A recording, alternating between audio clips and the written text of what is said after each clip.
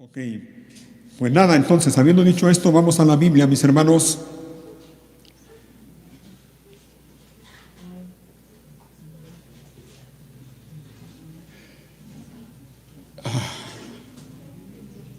El día de ayer terminamos una semana en la que a mitad de semana nos enteramos de una tragedia que ocurrió no lejos de aquí. Una tragedia donde lamentablemente hasta el día de ayer, según lo que vi, hasta ahí me quedé, 13 personas perdieron la vida a consecuencia de esta tragedia y otras decenas de personas resultaron lesionadas, algunas gravemente, otras no tanto. Sin duda, yo no me lo imagino, pero el dolor y la situación que están viviendo las familias, tanto de los que perdieron algún ser querido como de los que todavía están allí en el hospital, sin duda que ha de ser una situación muy difícil. Yo no me lo imagino. Y mi intención no es hablar de lo que pasó, porque ya sabemos lo que pasó. Lo que quiero es que vayamos a un pasaje en donde Dios, por medio de su palabra, nos enseña algunas cosas al respecto a cada uno de nosotros. Y yo quiero, y al mismo tiempo le doy gracias a Dios porque ante situaciones como la que ocurrió el miércoles, el Señor nos permite a cada uno de nosotros, por un lado, comprobar y ver que Dios es bueno y que es por su misericordia que nosotros no hemos sido consumidos.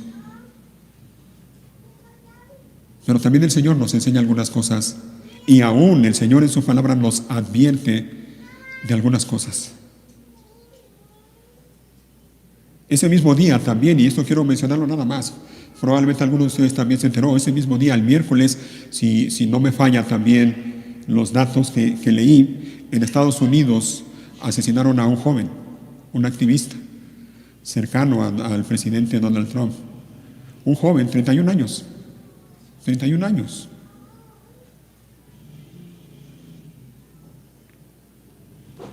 Lo mataron cuando estaba dando una charla, una plática en una universidad allí en el estado de Utah, en Estados Unidos. Lo asesinaron de un balazo en el cuello.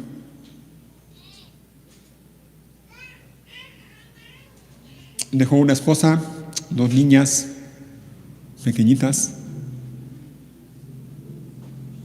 Un hombre que proclamaba y defendía con valor, con valentía, a sus convicciones, verdades bíblicas.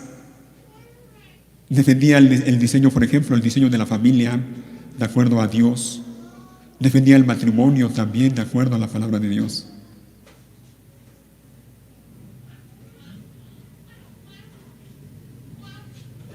¿Qué hacer?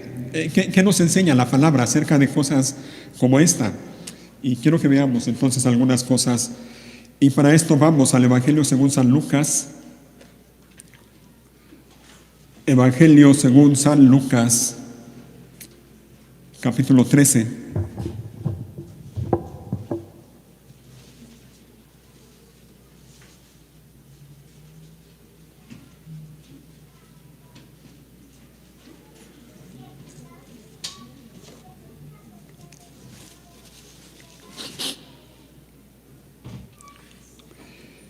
Lucas capítulo 13, versículo 1. La primera frase que aparece allí dice el autor Lucas en el versículo 1, en esos días. ¿Cuáles días?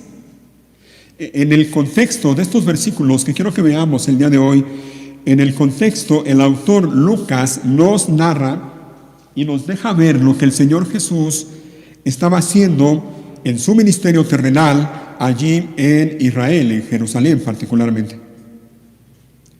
En esos días el Señor Jesús estuvo enseñando y estuvo advirtiendo a la gente del peligro en el que se encontraban.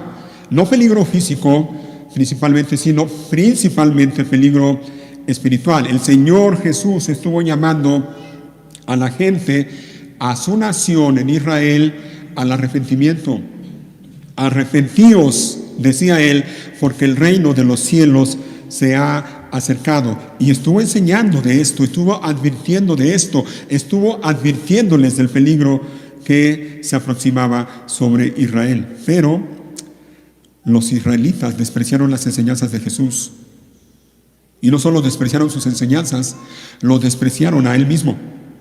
Y al despreciar las enseñanzas de Jesús y al despreciarlo a él mismo, despreciaron la oferta de salvación que Dios les estaba haciendo. Despreciar el mensaje de Jesús es despreciar la oferta de salvación que Dios le hace al ser humano.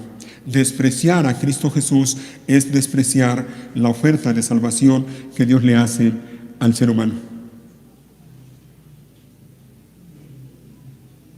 En los últimos versículos del capítulo 12, por ejemplo, el Señor le dice a la gente que lo escuchaba y a la nación de Israel en general. Por ejemplo, miren, capítulo 12, versículo 54. Les dice, entonces Jesús se dirigió a la multitud y dijo: cuando ustedes ven que se forman nubes en el occidente, dicen, viene la lluvia, y tienen la razón. Cuando sopla viento del sur, dicen, hoy será un día de mucho calor, y así sucede. Necios. Vean las palabras del Señor Jesús. Les dice necios. Saben interpretar las señales del clima en la tierra y en los cielos, pero no saben interpretar los tiempos presentes. ¿Se fijan? Vemos al Señor Jesús advirtiéndole a la gente del riesgo en el que estaban, del peligro en el que estaban. Gracias, Dani.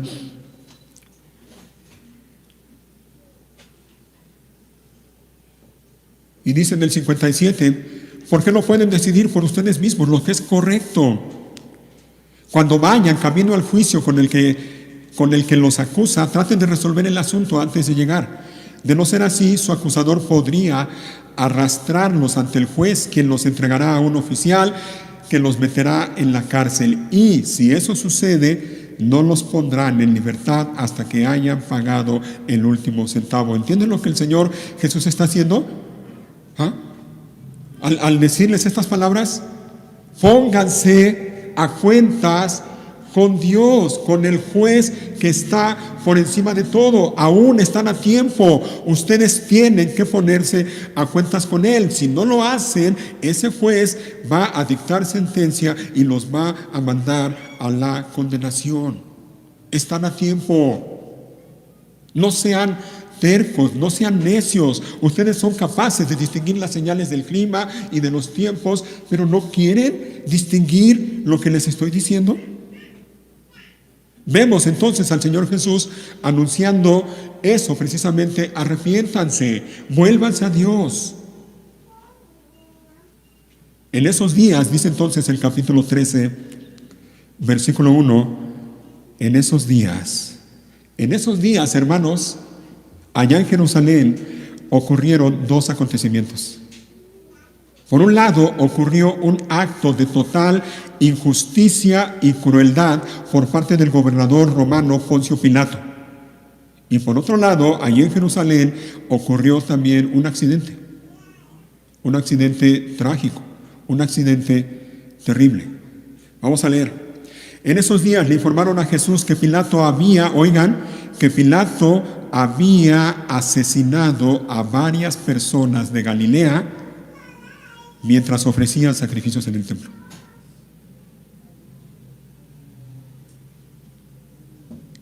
Un acontecimiento que no pasó desapercibido.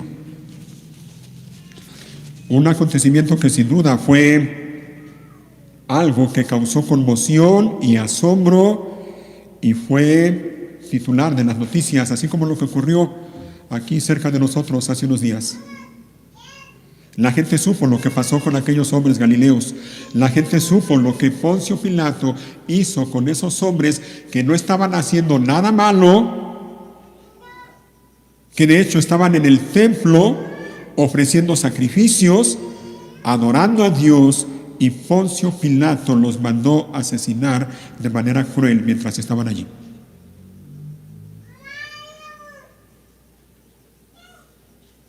y se lo contaron a Jesús. Se lo hicieron saber a Jesús. No es que Jesús no supiera, pero se lo hicieron saber a Jesús también.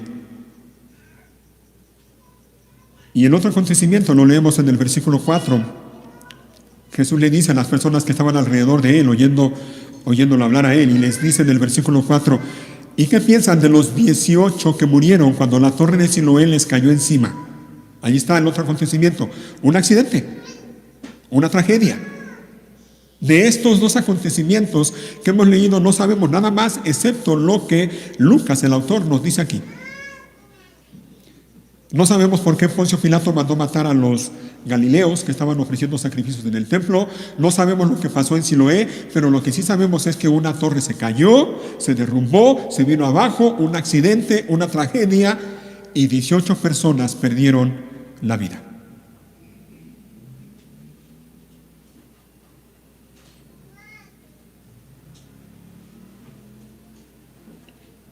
Y en medio de eso, Jesús aprovecha para enseñarle, para recordarles y para advertirles a sus oyentes algo que es de vital importancia. No solo para las personas que estaban oyendo a Jesús aquel día, sino para todos los seres humanos a lo largo de toda la historia.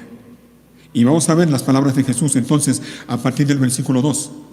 Cuando le hicieron saber o le anunciaron a Jesús lo que Poncio Pilato había hecho con aquellos hombres galileos a los que mandó matar mientras estaban en el templo, entonces Jesús habla y dice en el versículo 2, ¿piensan que esos galileos eran peores pecadores que todas las demás personas de Galilea? Y dice la siguiente pregunta, ¿por eso sufrieron? Estas son preguntas que Jesús le hace a la gente, ¿eh? ¿Por eso sufrieron? Y él mismo responde en el versículo 3, de ninguna manera. Y ustedes también perecerán a menos que se arrepientan de sus pecados y se vuelvan a Dios. ¿Y qué piensan de los 18 que murieron cuando la torre de Siloé les cayó encima? ¿Acaso eran los peores pecadores de Jerusalén? No. Y les digo de nuevo, a menos que se arrepientan, ustedes también perecerán. Quiero que notes, en primer lugar, lo que no hizo Jesús cuando le comentaron lo que había pasado con aquellos galileos a los cuales Pilato mandó asesinar cruelmente allí en el templo. Nota, en primer lugar, lo que Jesús no hizo. Jesús no explicó, no se tomó el tiempo para explicar por qué ocurren los accidentes, ni por qué Dios permite que ocurran los accidentes. Jesús no explicó eso. Tampoco explicó por qué muchas veces la gente muere de manera repentina y trágica mientras que otros viven. No vemos a Jesús explicando eso. Lo que hace Jesús con aquellos hombres y probablemente mujeres también que estaban alrededor de él escuchándolo,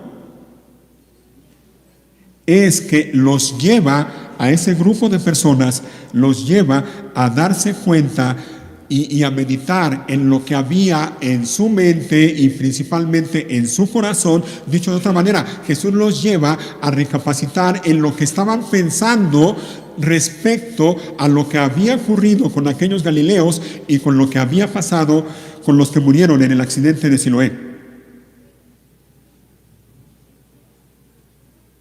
Los lleva a darse cuenta de lo que pensaban. Así que mira, por un lado, las palabras de Jesús les muestran a aquellos hombres, pero también a nosotros, las palabras de Jesús nos muestran lo que la mayoría, no toda, pero sí la mayoría de la gente piensa ante las injusticias o las tragedias que suceden, como lo que pasó el miércoles aquí cerca. Lo que la mayoría de la gente tiende a pensar o a razonar ante tragedias o ante injusticias como la que sucedió con aquel joven en Estados Unidos. ¿Qué es lo que la mayoría de la gente piensa ante injusticias como lo que ocurrió con este joven, Charlie Kirk se llamaba, o ante las tragedias como lo que pasó aquí cerca?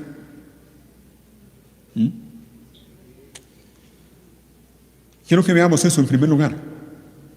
Ante sucesos como los que leemos en este texto, ante sucesos como lo que ocurrió aquí cerca el miércoles. El ser humano tiene la tendencia, y de alguna manera es natural en el ser humano, a causa de su condición de pecado, tiende a preguntarse y a dudar. El ser humano ante situaciones como esta tiende a preguntarse, a hacerse preguntas. Y una de las preguntas que el ser humano se hace, y probablemente tú las has hecho, es ¿por qué? Y repito, eso de alguna manera es natural en el ser humano. La gente de manera natural se pregunta eso, ¿por qué? ¿Por qué? ¿Por qué un hombre en plena juventud en Estados Unidos es asesinado de esa manera cuando no estaba haciendo nada malo? ¿Por qué tantas personas murieron en un accidente? Sin deberla ni temerla, diríamos, ¿no? Algunos de nosotros. ¿Por qué tantos están en el hospital? Algunos todavía luchando entre la vida y la muerte. La gente se pregunta ¿por qué? ¿Por qué pasó eso? Otros se preguntan ¿por qué Dios permite eso? Y eso es algo que es muy común en la gente. Muchas personas llegan a ese punto de decir ¿por qué? ¿Por qué Dios permite esto? ¿No se supone que Dios es bueno? ¿No se supone que Dios es amor? ¿No podía Dios evitar eso? ¿Por qué? ¿Por qué Dios lo permitió? Otros preguntan cosas como esta: ¿por qué ellos? ¿Por qué? Otros se preguntan ¿por qué de esa manera tan cruel? ¿Por qué asesinaron a aquel joven de manera tan cruel? ¿Por qué esas personas murieron de esa manera tan horrible? Algunos incluso preguntan, de manera equivocada obviamente, ¿qué habrán hecho esas personas para merecer ese tipo de muerte? ¿Qué hicieron? Algunos se preguntan ¿en qué andarían metidos? ¿Se dan cuenta? Los que le informaron a Jesús acerca de esos galileos a los que Pilato asesinó allí en el templo, no estaban asociando la muerte de esos hombres con el odio que Pilato tenía hacia los judíos y con la crueldad de Pilato. No, ellos estaban asociando lo que le pasó a esos galileos con el descontento o el desagrado de Dios. Ellos llegaron a esa conclusión. Si los mataron y los mataron de esa manera, seguramente fue porque hicieron o estaban haciendo algo que estaba causando el desagrado o el descontento de Dios. Estaban pecando. Había pecado. Y por eso les pasó lo que les pasó. El razonamiento de ellos era eso. Si les pasó eso, seguramente fue porque eran muy pecadores, porque eran hombres malos, perversos.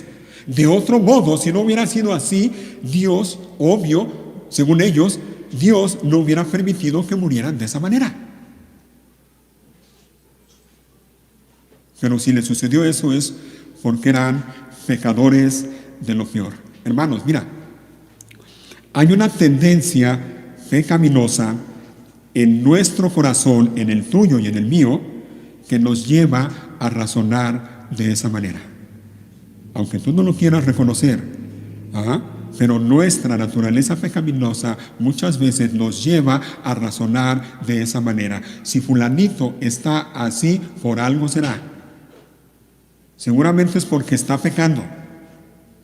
Y en algunas ocasiones incluso ese razonamiento nos lleva a engañarnos a nosotros mismos y a veces a ser también crueles, que somos capaces de ir con la persona sin saber exactamente la situación o la condición en la que está y decirle: mi hermano, oye, ya no, yo creo que ya es tiempo de que te arrepientas. Arrepiéntete de tu pecado. Hay una tendencia en nuestro corazón que nos lleva a razonar de esa manera. Y al parecer, por lo que estamos viendo y por las palabras que Jesús les dice a aquellas personas, esa era el razonamiento o el pensamiento de las personas que estaban hablando con Jesús acerca de lo que había pasado allá en Jerusalén. Lo que esos hombres pensaban, a la conclusión que llegaron, era que aquellos galileos sufrieron esa muerte a causa de su pecado. Y vuelvo y repito, esa es la tendencia pecaminosa en el corazón en general de los seres humanos. Tenemos la tendencia a asociar el sufrimiento con el pecado. Tenemos la tendencia a asociar eso, el sufrimiento, las calamidades, los accidentes, las tragedias, con el pecado o con la desobediencia a Dios. Y no siempre, oye bien, no siempre es así. No siempre que ocurre una tragedia como la que ocurrió el miércoles aquí cerca, eso es porque la gente se lo merecía a causa de su pecado. No es así. No, no y no.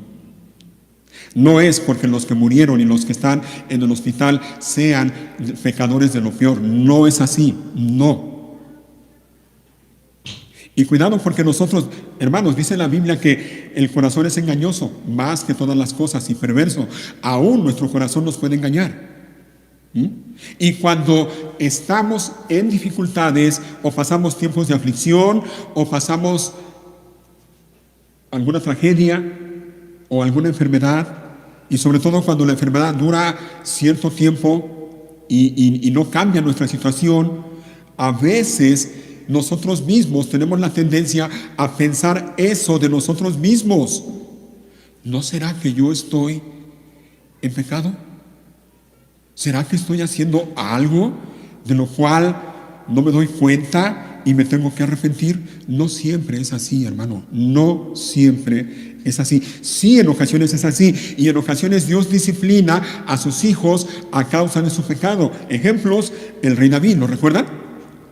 Lo que él dice en el Salmo 51, mientras callé, o como dice la Nueva Traducción Viviente, mientras no quise confesar mi pecado, tu mano de disciplina pesó sobre mí. Sí, David en ese tiempo estaba en pecado, no quiso reconocer su pecado, no quiso confesarlo y Dios tuvo que disciplinarlo. En ocasiones Dios hace eso, pero no siempre es así.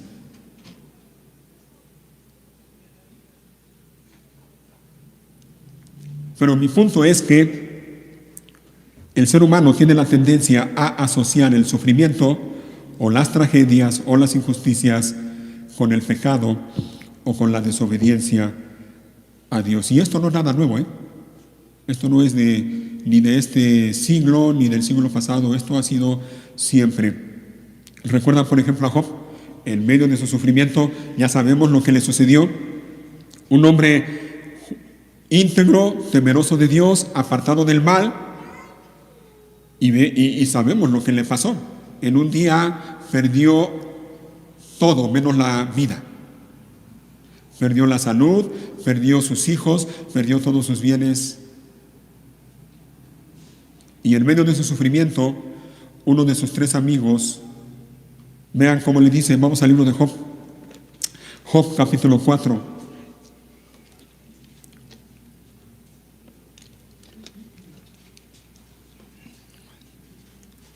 Job capítulo 4,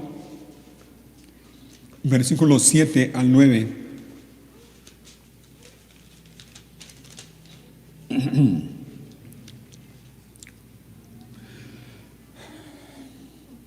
Le dice uno de sus amigos, Elifaz se llamaba, le dice en el versículo 7, detente a pensar, ahí lo tienes a Elifaz hablándole a Job, y le dice, detente a pensar, y miren la pregunta que le hace, ¿mueren los inocentes? Vean a dónde lo quería llevar a Job. Le pregunta, ¿mueren los inocentes? ¿Cuándo han sido destruidos los justos? Y dice más, en el 8, la experiencia me dice que los que siembran problemas y cultivan el mal, eso cosecharán. Un soplo de Dios los destruye y se desvanecen con una ráfaga de su enojo. ¿Te das cuenta lo que este hombre le estaba diciendo a Job? Job, estás cosechando lo que sembraste. Job, estás en esa condición a causa de tu pecado. Estás pecando, Job. No eres inocente.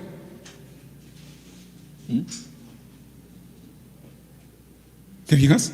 El ser humano tiene esa tendencia a asociar la calamidad o la desgracia con el pecado. Y este no es solo un ejemplo. En los evangelios leemos de una ocasión cuando Jesús, andando por ahí por Jerusalén, junto con sus discípulos, dice el pasaje Juan, en el evangelio de Juan, que vieron a un hombre que había nacido ciego, un hombre ciego de nacimiento. Se acercaron los discípulos a Jesús y ¿recuerdan lo que le preguntaron? Cuando vieron a aquel hombre ciego de nacimiento, le preguntan esto: Señor, ¿quién pecó para que este hombre naciera así? ¿Pecó él o pecaron sus padres? ¿Te fijas? Ellos asociaban también el sufrimiento con el pecado. De modo que le preguntan a Jesús, llegaron a esa conclusión: si ese hombre nació ciego, obvio, hay pecado en él o en sus padres. Uno de los dos, o pecaron sus padres, o pecó él. Y Jesús les dice: no, ninguno de los dos, ni sus padres ni él. Esto es para que se manifieste la gloria de Dios y el poder de Dios. El ser humano tiene esa tendencia a asociar el sufrimiento con el pecado o con la rebeldía o la desobediencia a Dios. En general, el ser humano piensa de esta manera, más o menos así: la mala fortuna o la mala suerte de una persona es resultado de su pecado. Pero no es así, no siempre es así. Hermanos, miren, no debemos y no podemos simplemente juzgar la condición espiritual de la gente por el sufrimiento o las aflicciones que enfrentan. No podemos, no debemos hacer eso. Que Dios los guarde de cometer ese pecado, ese error. No debemos llegar a esa conclusión de ver que si una persona está sufriendo, llegar a la misma conclusión: si estás así es porque estás en pecado, es porque eres de lo peor. No debemos hacer eso. Ni los galileos que fueron asesinados por Pilato, ni los que murieron, aquellas 18 personas que murieron en el accidente de Siloé, aplastados por aquella torre que se vino abajo, ni unos ni otros eran más culpables ni más pecadores que los hombres y mujeres que se encontraban hablando con Jesús en aquel tiempo, en el texto que estamos leyendo. Ninguno. No eran ni peor ni mejor que ellos. No eran más culpables ni más pecadores que los que estaban hablando con Jesús. Y por cierto, esos que estaban hablando con Jesús se creían, en su arrogancia y en su orgullo, se creían superiores a aquellos galileos que mandó asesinar Pilato y a aquellos 18 hombres que murieron aplastados por la torre. Se creían mejores que ellos. Y el Señor Jesús les hace ver eso. Y nosotros debemos tener cuidado, no debemos culpar a los que murieron, a los que están sufriendo por la tragedia del miércoles. No los debemos culpar, ni señalarlos, ni decir es que son pecadores y por eso les pasa lo que les pasa. No, de ninguna manera. No podemos, no debemos hacer eso. El hecho de que una persona muera en un trágico accidente, mientras que otra persona viva de manera milagrosa en ese mismo accidente, no significa que los que murieron sean peores que el que no murió. No significa que el que no murió sea mejor que los que murieron. No. No significa que Dios los castigó por lo que estaban haciendo, por su pecado. No es así. No significa que Dios haya estado enojado con ellos y por eso los fulminó de esa manera. No. El hecho, hermanos, de que haya accidentes trágicos, entre otras cosas también, y esto quiero mencionarlo. Número 1, Ya lo dije, pero lo voy a repetir. No significa que Dios esté enojado con la gente y los aniquila de esa manera o los castiga de esa manera. No. Pero el hecho también de que haya accidentes trágicos no significa que Dios, óyelo bien, no significa que Dios no tenga el control de todas las cosas. Dios es soberano y tiene el control absoluto de absolutamente todas las cosas. No significa que esas cosas, como lo que pasó el miércoles, se le escapen de las manos a Dios. No significa que Él no haya podido hacer nada. No es así. No. Tampoco significa que Dios sea malo, porque no lo es. Tampoco significa que Dios sea injusto, porque Dios no es injusto. Tampoco significa que a Dios le divierta el sufrimiento de la gente. No es así. No.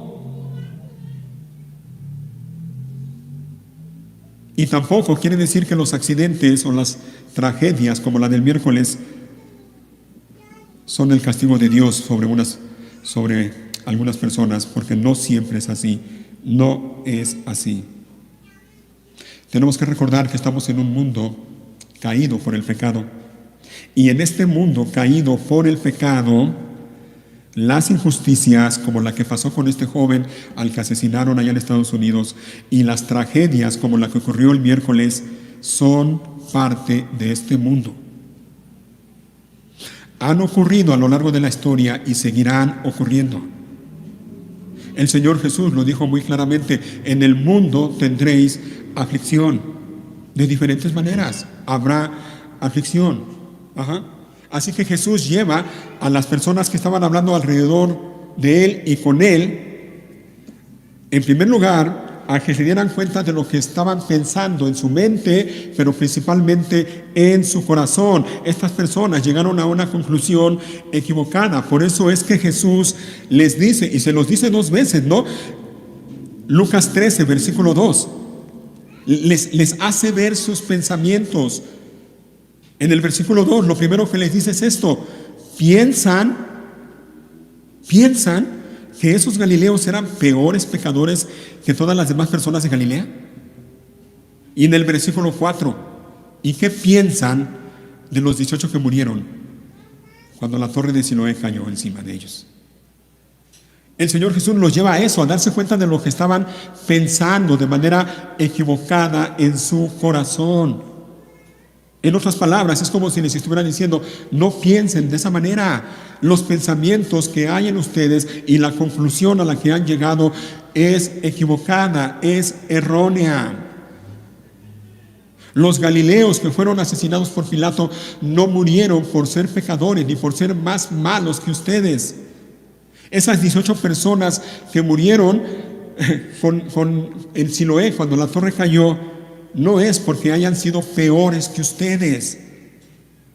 Esa manera de pensar no es correcta.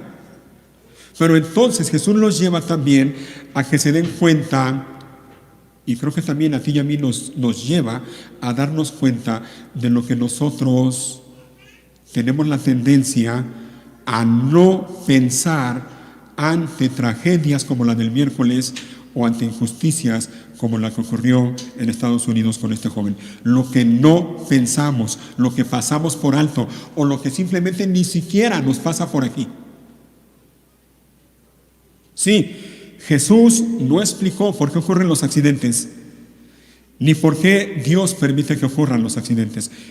En vez de eso, le señaló a las personas que lo estaban oyendo, les hizo saber la urgente necesidad que tenían todos de arrepentirse.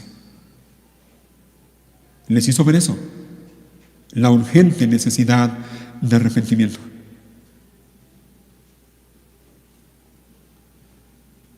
Eso es lo que la gente no piensa. Eso es en lo que el ser humano no piensa. Ante tragedias como la que vimos el miércoles, la gente piensa muchas cosas, la gente pregunta muchas cosas,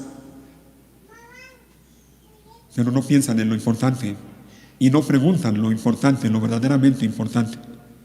Ya lo comenté al principio, hermanos, en el contexto de estos versículos que estamos viendo en Lucas 13, vemos a Jesús hablando acerca del reino de Dios y la llegada del mismo, la llegada del reino de Dios. Y les dice a la gente, arrepiéntanse porque el reino de los cielos ha llegado. Vemos a Jesús advirtiéndole a la gente para que puedan reconocer y darse cuenta del peligro en que están y que puedan reconocer los tiempos en los que están viviendo. Y vemos a Jesús diciéndole a la gente, arrepiéntanse, porque si no lo hacen, ustedes también perecerán. Arrepiéntanse. Todos, no nada más las personas que estaban oyendo a Jesús aquel día, todos los seres humanos en todo el mundo, hombres y mujeres, jóvenes y ancianos, chicos y grandes, ricos y pobres, blancos o negros, todos, sin excepción, necesitan arrepentirse. Todos. ¿Por qué? Preguntará alguno, ¿por qué? Por lo que dice la Biblia, por lo que dice el Señor. Romanos 3:23, por cuanto todos pecaron y están destituidos de la gloria de Dios. Por eso es que todos necesitan arrepentirse.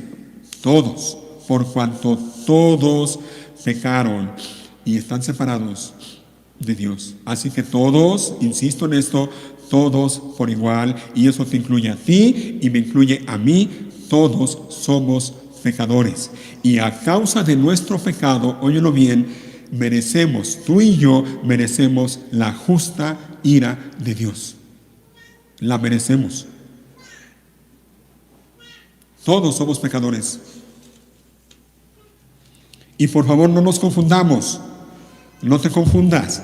No cometas el error que comete mucha gente de creer o señalar a la gente que hace muchas cosas malas para decir, mira, esa persona es bien pecadora. Como dicen algunos, y lo voy a citar más o menos de la misma manera. No somos pecadores porque pecamos. Es al revés. Pecamos porque somos pecadores. Esa es la condición. Esa es la situación. Pecamos porque somos pecadores.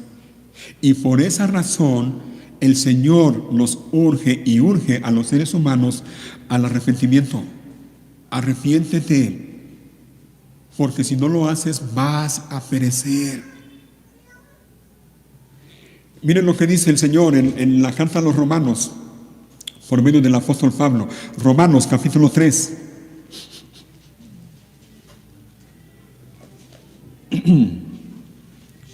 Romanos capítulo 3, versículo 9.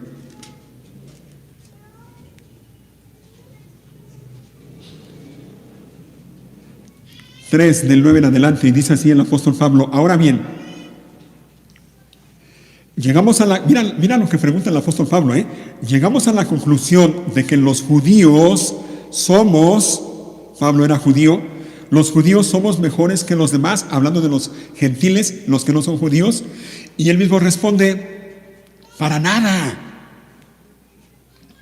Tal como acabamos de demostrar, dice él, todos, óyelo bien, todos, sean judíos o gentiles, están bajo el poder del pecado. En otras palabras, todos son pecadores. Versículo 10, como dicen las Escrituras, no hay ni un solo justo, ni siquiera uno. Nadie es realmente sabio, nadie busca a Dios. Todos se desviaron. ¿Vieron que notes el contraste, cuando Pablo dice todos y cuando dice nadie? Todos y nadie. Todos se desviaron. Todos se volvieron inútiles. No hay ni uno que haga lo bueno, ni uno solo. ¿Y cómo se manifiesta la condición de pecado en el ser humano? Bueno, el apóstol Pablo lo describe a partir del versículo 13. Lo que hablan es repugnante, como el mal olor de una tumba abierta. Su lengua está llena de mentiras. Veneno de serpientes gotea de sus labios. Esa es una característica del pecado en el ser humano. Las palabras corrompidas. Palabras que lastiman, que hieren, que ofenden, que denigran. 14. Su boca está llena de maldición y amargura. Se apresuran a matar. Siempre hay destrucción y sufrimiento en sus caminos. No saben dónde encontrar paz. Y lo que es peor, mira, dice en el versículo 18, no tienen temor de Dios en absoluto. Estas cosas son las que distinguen al ser humano en su condición de pecado. Y todos están en esa condición, dice la palabra de Dios claramente, todos. El pecado, óyelo bien, el pecado es universal. ¿Qué significa eso? Lo que estamos leyendo y hablando. Todos son pecadores. El pecado domina la mente del ser humano, y vamos a hablar no en tercera persona, sino en primera persona. El pecado domina nuestra mente, pero no solo nuestra mente. El pecado domina nuestras emociones, el pecado domina nuestra voluntad, el pecado domina nuestras acciones, el pecado domina nuestras palabras. El pecado nos lleva a engañarnos a nosotros mismos, igual que aquellos hombres que estaban hablando con Jesús en el pasaje de Lucas 13, y nos hace creer a nosotros que somos mejores personas de lo que en realidad somos.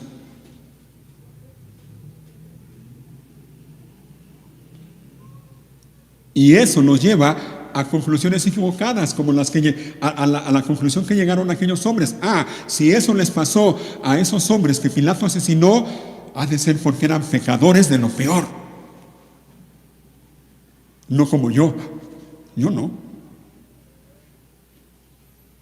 El pecado muchas veces, y si eres honesto, vas a estar de acuerdo con lo que voy a mencionar, el pecado muchas veces nos hace creer y nos engañamos a nosotros mismos que la culpa es de los otros, pero no mía. No, yo no, fue él, fue ella, yo no. No solo eso, el pecado esclaviza. El pecado esclaviza a la gente. El pecado es esclavizante, y lo que es terrible, lo que es peor, el pecado separa al hombre de Dios, por cuanto todos pecaron y están destituidos o separados de la gloria de Dios. Así que todos y cada uno de los seres humanos son pecadores, o somos pecadores. Esa es la triste realidad del ser humano. Por eso es que Dios nos llama y nos advierte acerca del arrepentimiento. Arrepiéntete, porque si no lo haces vas a perecer. Mira lo que dice la Biblia en el libro de los Hechos, un poco atrás en tu Biblia, unas cuantas páginas atrás, en el libro de Hechos, capítulo 17.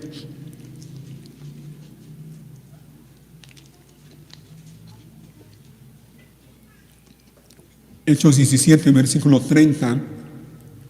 17:30. Hablando Pablo allá en Atenas, en Grecia, a la multitud ateniense les dice, entre otras cosas, versículo 30, en la antigüedad Dios pasó por alto la ignorancia de la gente acerca de estas cosas, pero, oigan lo que dice enseguida, pero ahora Él, ¿quién es Él? Dios. ¿Qué hace Dios? Manda, Él manda, Él es el Señor, y Él manda que todo el mundo en todas partes se arrepienta de sus pecados y vuelva a Él. Dios manda. No invita a que le abras las puertas de tu corazón y lo dejes entrar. No, Dios manda que te arrepientas y te vuelvas a Él.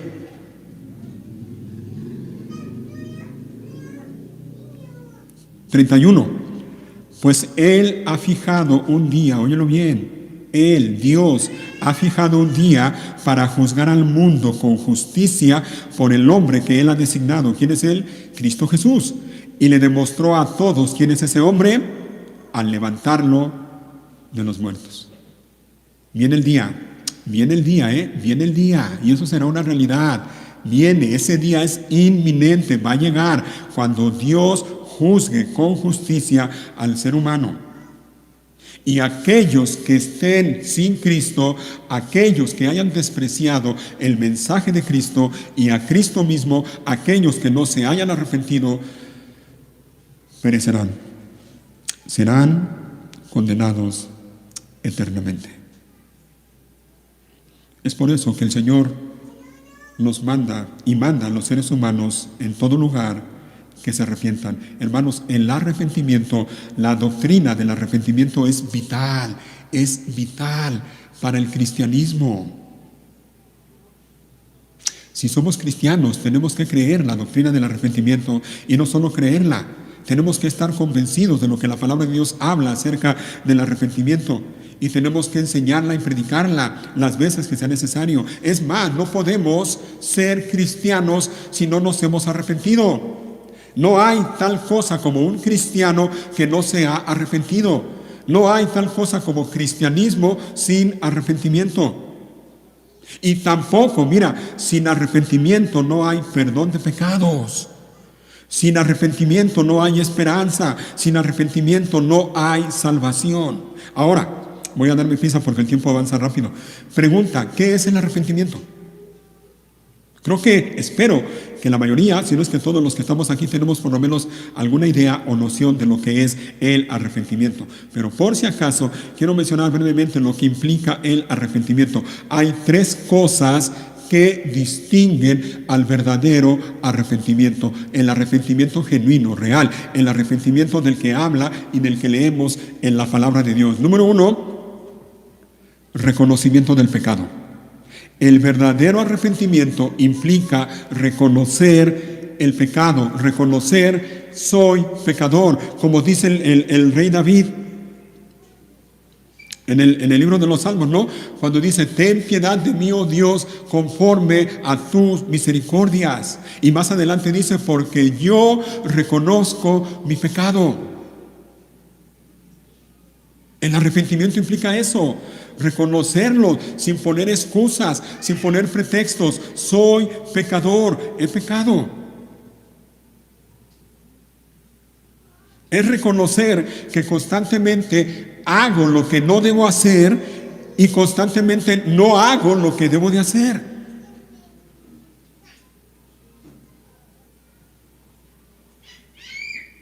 Es reconocer que cuando pecamos, somos prontos, así hábiles para justificarnos a nosotros mismos y al mismo tiempo echarle la culpa a los demás.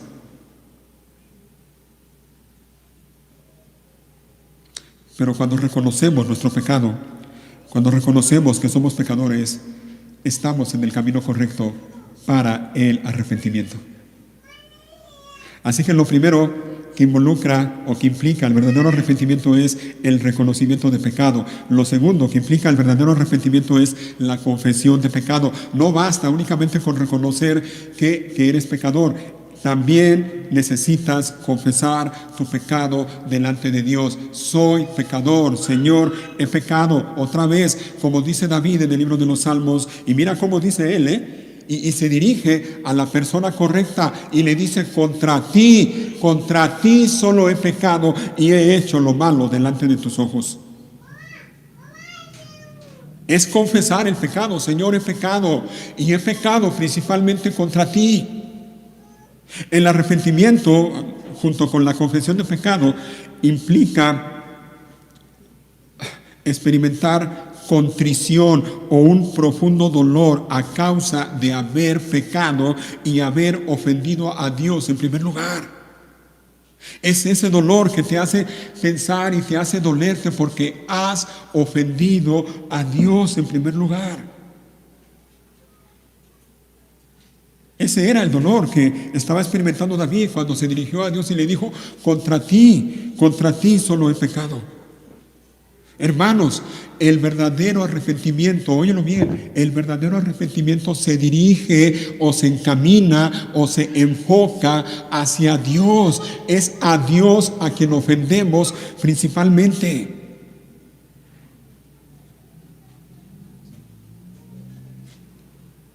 Así que pregunto para ti que estás aquí, ¿eres consciente de que has ofendido a Dios? ¿O no? Y en tercer lugar, el verdadero arrepentimiento implica abandonar el pecado, implica un cambio. Abandona tu pecado, porque de nada sirve que reconozcas tu pecado y confieses tu pecado si no abandonas tu pecado. El verdadero arrepentimiento implica abandonar tu pecado. En una palabra, implica cambio, implica apartarse del pecado. Debemos alejarnos del pecado. Pero al mismo tiempo que nos alejamos del pecado, debemos acercarnos a Dios. Eso es arrepentimiento. No podemos hablar de arrepentimiento si no estamos dispuestos a abandonar nuestro pecado, si no estamos dispuestos a apartarnos del pecado y acercarnos cada vez más y más a Dios. Recuerda esto, ya lo mencioné, lo voy a repetir: el verdadero arrepentimiento nos aleja del pecado y nos acerca a Dios. Sin arrepentimiento, repito, no hay perdón de pecados. Sin arrepentimiento no hay esperanza. Sin arrepentimiento no hay salvación. Y lo peor de todo es que sin arrepentimiento solo hay una cosa, y esa cosa es condenación eterna. Arrepentíos, porque de lo contrario, dice el Señor Jesús, pereceréis. ¿No es lo que Jesús les dice a aquellos hombres que estaban hablando con él? Lucas 13, versículo 3. Y ustedes también perecerán a menos que se arrepientan de sus pecados y se vuelvan a Dios. Ahora, ¿qué es perecer? Porque el Señor Jesús se los dice en dos ocasiones, ¿no? Ustedes también perecerán a menos que se arrepientan. ¿Qué es perecer? Perecer es sinónimo de muerte, pero no solo muerte física. En el contexto de lo que estamos viendo, perecer no solo significa muerte física, sino muerte espiritual. La condenación eterna. Lo que Jesús le dice a aquellas personas es esto: a menos de que se arrepientan y se vuelvan a Dios, ustedes van a sufrir la condenación eterna. La buena noticia es que de tal manera amó Dios al mundo que ha dado a su Hijo unigénito. ¿Para qué? Para que todo aquel que en Él cree no se pierda, óyelo bien, no se pierda, no perezca, mas tenga vida eterna.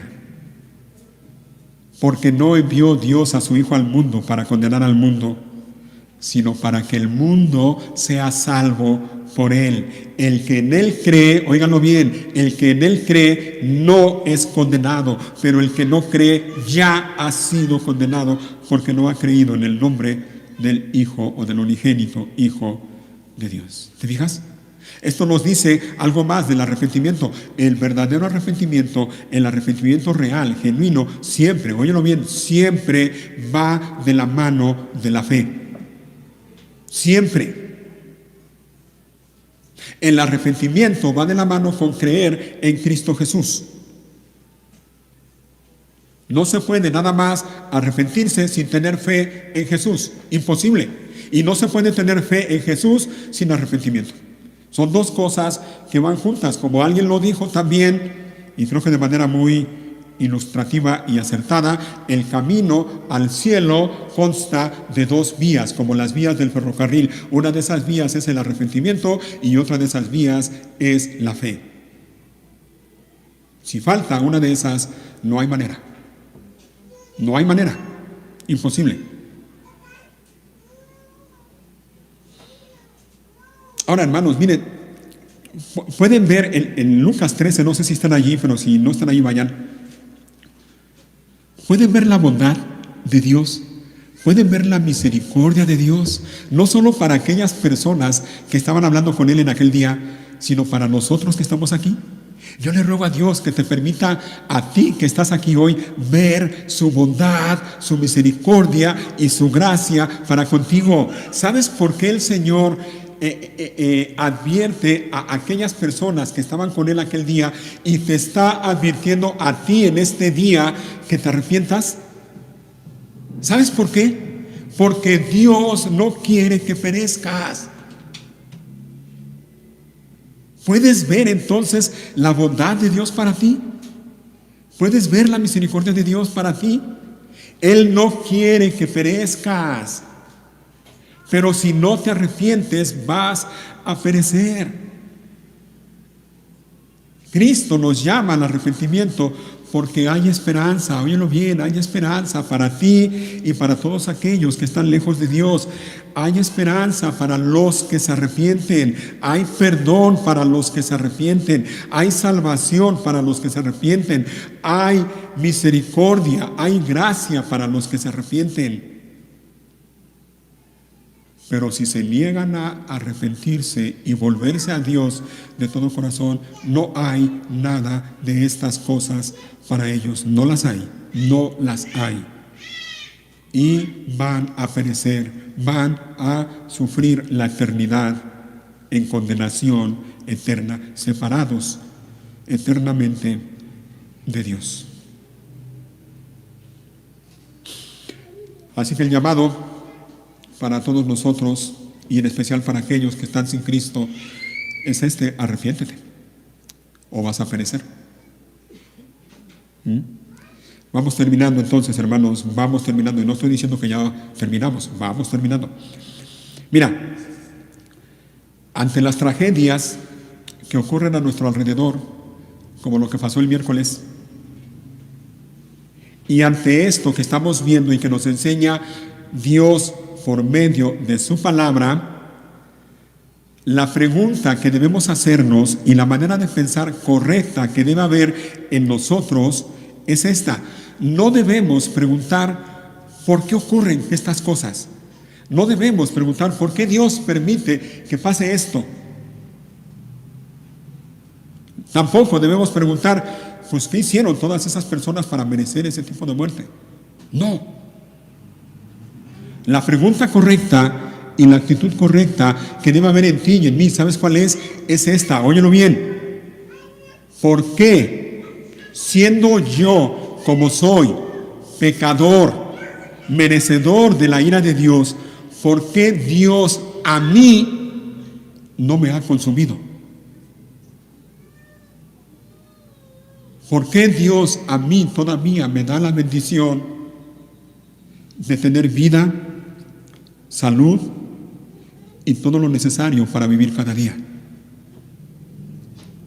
¿Por qué, si yo no soy mejor que ninguna de las personas que murió en aquel accidente? ¿Por qué? ¿Por qué? Esa es la pregunta correcta. ¿Por qué? ¿Por qué el Señor ha sido tan bueno conmigo hasta ahora? Porque el Señor día con día a mí me da el privilegio de comprobar y de ver claramente en mi vida y en mi familia su mano buena, su mano tierna, su mano poderosa, su mano protectora, su mano proveedora. Y me bendice y día con día me llena de favores y misericordias. ¿Por qué? Y la respuesta a esa pregunta, bueno, en palabras del Señor Jesús, es que Dios es bueno. Y Él hace salir su sol sobre buenos y malos. Hace llover sobre justos e injustos. Pero hay algo más. Mira, vamos nuevamente a la carta de Pablo a los Romanos. Busca Romanos capítulo 2. Y yo te ruego, si tú aún no te has arrepentido sinceramente, pon atención a lo que vamos a leer en este pasaje.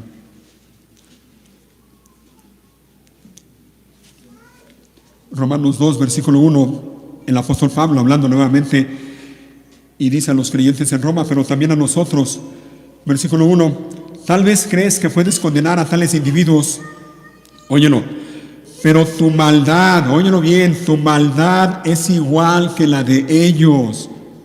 Grábate esto. Ni tú ni yo somos mejores de ninguna de las personas que murieron el miércoles. No lo somos, no lo somos. Tu maldad es igual que la de ellos, dice, y no tienes ninguna excusa.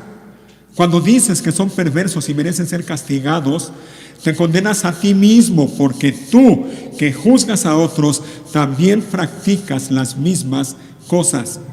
Y sabemos que Dios, en su justicia, castigará a todos los que hacen tales cosas.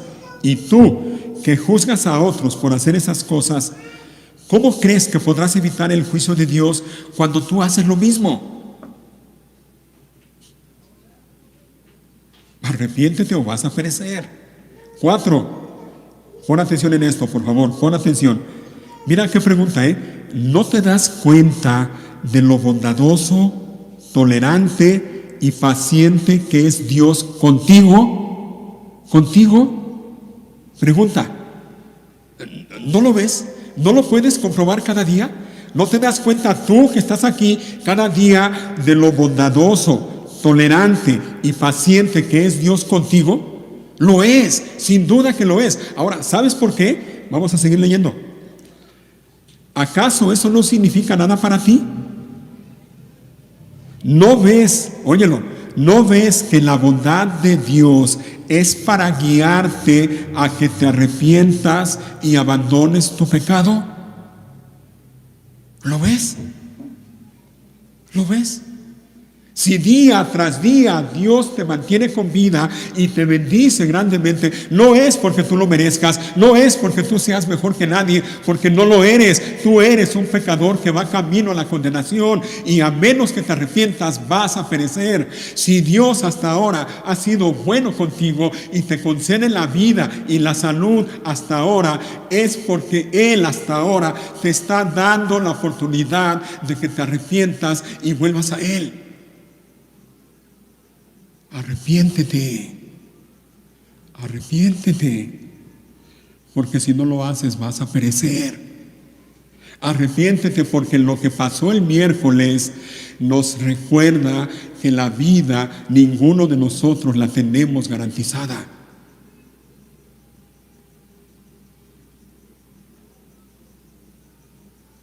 Y si no te arrepientes vas a perecer. Pero no termina allí el pasaje. Mira lo que continúa diciendo el apóstol Pablo, 5.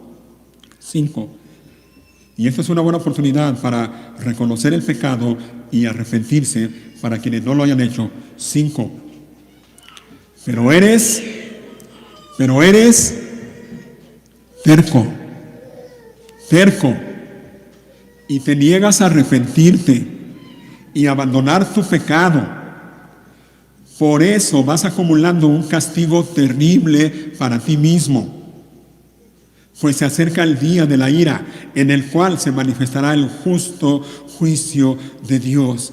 Él juzgará a cada uno según lo que haya hecho. Dará vida eterna a los que siguen haciendo el bien, pues de esa manera demuestran que buscan la gloria, el honor, y la inmortalidad que Dios ofrece. Pero derramará su ira y su enojo sobre los que viven para sí mismos, los que se niegan a obedecer la verdad y en cambio viven entregados a la maldad. Habrá aflicción y angustia para todos los que siguen haciendo lo malo, para los judíos primero y también para los gentiles. ¿Te fijas? Aflicción, angustia, ira, enojo. He aquí una definición de lo que es perecer. Arrepiéntete o perecerás. Pero, dice el versículo 10, habrá gloria, honra y paz de parte de Dios para todos los que hacen lo bueno, para los judíos primero y también para los gentiles, pues Dios no muestra favoritismo. Así que el llamado es es claro, es obvio: arrepiéntete o vas a perecer. No es que Dios se deleite con el sufrimiento o con la muerte de los impíos. Creo que la semana pasada leíamos el pasaje de Ezequiel, cuando Dios dice por medio del profeta Ezequiel: tan cierto como que yo vivo, dice el Señor soberano, no me complace la muerte de los perversos. Solo quiero, dice Él, y es el Señor que lo dice, solo quiero que se aparten de su conducta perversa para que vivan. Arrepiéntanse, apártense de su maldad, oh pueblo de Israel. ¿Por qué habrían de morir? Arrepiéntete o vas a morir, vas a perecer. Ahora, última pregunta, ¿cómo saber si te has arrepentido? ¿Cómo saber si de veras te has arrepentido? Pues déjame decírtelo, el hecho de que estés aquí semana tras semana y hagas lo que hacemos aquí cada semana, el hecho de que cantes, ores, leas la Biblia, ofrendes y escuchen la predicación de la palabra de Dios, eso no es garantía de que te has arrepentido. No es. Eso no quiere decir que verdaderamente te has arrepentido. ¿Sabes cuál es la característica principal de aquellos que verdaderamente se han arrepentido? El Señor Jesús lo menciona también en Lucas 13. Vayan a Lucas 13. Lucas 13. Versículo 6 ahora. Inmediatamente de aquel diálogo que tuvo con aquellas personas, miren lo que dice el Señor Jesús, Lucas 13, 6. Luego Jesús les contó la siguiente historia. Un hombre plantó una higuera en su jardín y regresó varias veces para ver si había algún, ¿qué? Fruto. Pero siempre quedaba decepcionado. Finalmente le dijo al jardinero: llevo 3 años esperando y no ha producido un solo higo. Córtala. Solo ocupa espacio en mi jardín. El jardinero respondió: Señor, dale otra oportunidad. Déjala un año más y le daré un cuidado especial y mucho fertilizante. Si el año próximo da higos, bien. Si no, entonces puedes cortarla. ¿Sabes cuál es la principal característica de alguien que verdaderamente se ha arrepentido y se ha vuelto a Dios de todo corazón? Fruto. Fruto. Fruto en su vida. Y no me refiero únicamente a buenas acciones. No. Al hablar de fruto me refiero al carácter que Dios produce en la vida de las personas. Miren, rapidito, Filipenses 2. Ya se me terminó el tiempo, pero ténganme paciencia, por favor. Filipenses 2.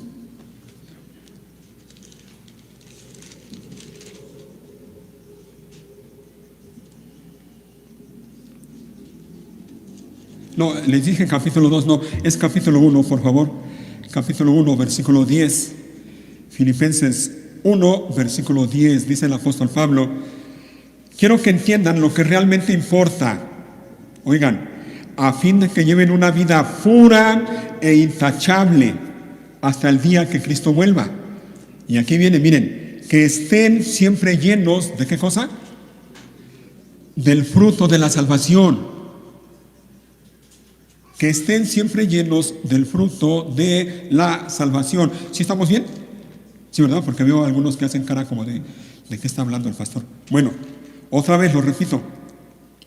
Dice el versículo 11, que estén siempre llenos del fruto de la salvación. ¿A qué se refiere? El mismo apóstol Pablo lo aclara. Es decir, oigan, el carácter justo que Jesucristo produce en su vida.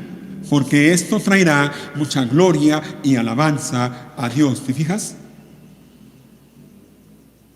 El fruto que caracteriza a los verdaderos creyentes, a los hombres y mujeres que verdaderamente se han arrepentido, es esto, el carácter justo que Jesucristo produce en su vida.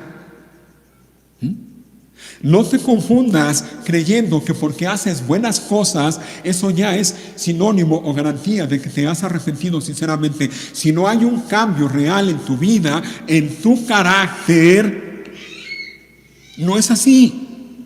Y puedes hacer muchas obras buenas, pero si tu conducta, si tu carácter no cambia, no es así.